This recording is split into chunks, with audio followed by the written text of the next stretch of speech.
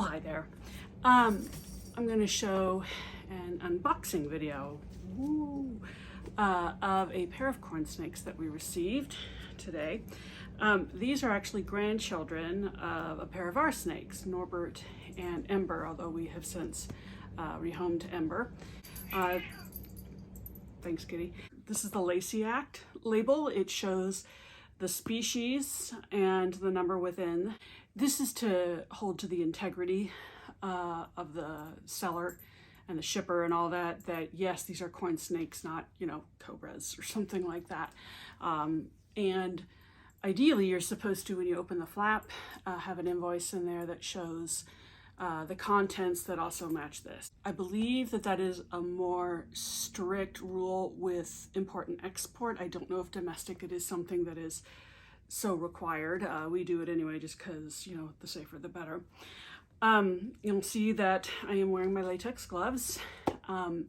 We always use gloves when using our quarantine rack, which is what is behind me here. Once I have it to the point that I believe it's ready, meaning like I'm not going to be adding any more, and I've got one more corn coming next week, so not yet, I will be sending off fecal samples to RAL, which is Research Associate Laboratory, to do PCR testing for crypto to make sure that that this is clean. Every time you add a new snake to a quarantine rack or new reptile to a quarantine rack, your countdown starts over. So if you want to do a 60-day quarantine and it's day 31 for whatever you've got in there, and then you buy new snakes, you're effectively back to zero, which I've got some snakes that are here from the July reptile show, but I mean, they would be in the same size tub, most of them at least, just in a different room. So it's no harm to them, and I'd rather wait, have everybody in there at once, and then send off the fecals all at once. When you do send off your samples for testing via RAL or whoever you use, they send you these fecal swabs. They're pretty straightforward. You take the end and either rub it, hopefully, in relatively wet feces, but you can also, kind of get some dry stuff stuck on there and reconstitute it with a little water. Label it and send it off with the order form from them. A crypto panel is only $25, which is is a lot cheaper than dealing with crypto in a collection. So our quarantine rack is in a completely different room of the house. It is as far from the snake room as is possible. It's the opposite corner. This is my master bedroom. So we do have snakes in the bedroom, with Brian's full support and in fact his encouragement, because he does not want to see anything happening to the main collection either. They have a separate rack, separate tub, separate feeding tongs, separate thing that I use to warm up their mice, all of that. This is where paranoia can be a good thing. So the snakes that I'm opening up today will be going in here. Without further ado, let's unbox these things, huh? What's in the box? What's it? No, it's not Gwyneth Paltrow's head. But what's in the box? Okay, let's get this show on the road. So,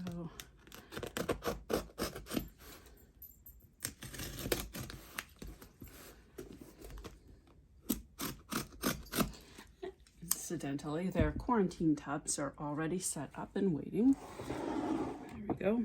I like to use pretty simple to disposable items in the quarantine rack. So there's their racks. All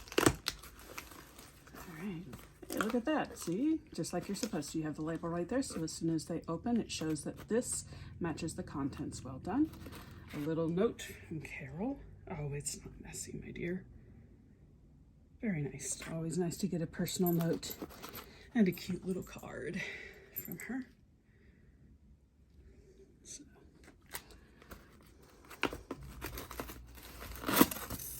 It's not sloppy, but I understand. I'm pretty picky about how things go too. Yes, it is a peach plasma tessera. This little boy, she's at her runt, but he's been eating. It's a very nice little animal. Let's take him out. Actually, let's show you the other one.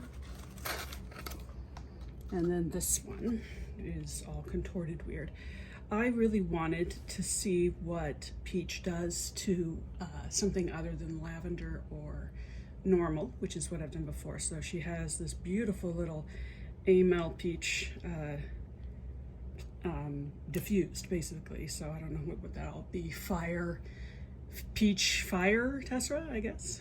I'm not up on my names, but I'm eager to see how this matures. And it's nice having snakes that are related to the ones we've had. So, all right, let's start with the female. Let me get this. There we go. Get some of that off. Here we go, my dear. Oh, beautiful.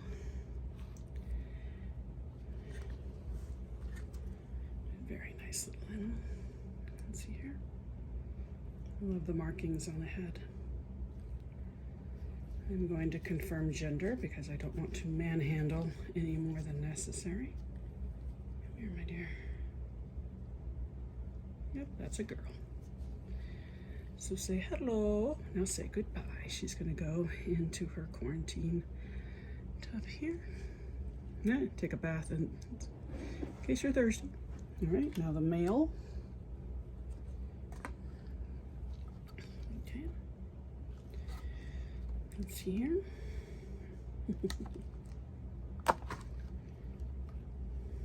He is small.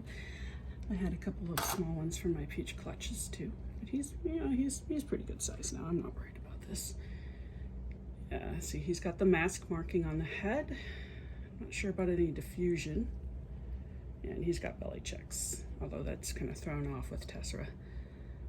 So he is at least a peach lavender tessera and mask. So, and then confirming he is all boy. Cute little thing. So in you go.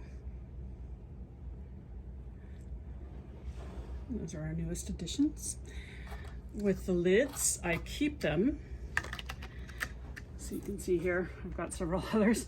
I keep them so that when I do move them into the main room, I can create a proper label and I can remember what it is. A lot of times there's details like their hatch dates or whatever else. So I keep these handy. Thank you so much for watching as we add to our collection, and enjoy your animals, enjoy your day, and enjoy your week.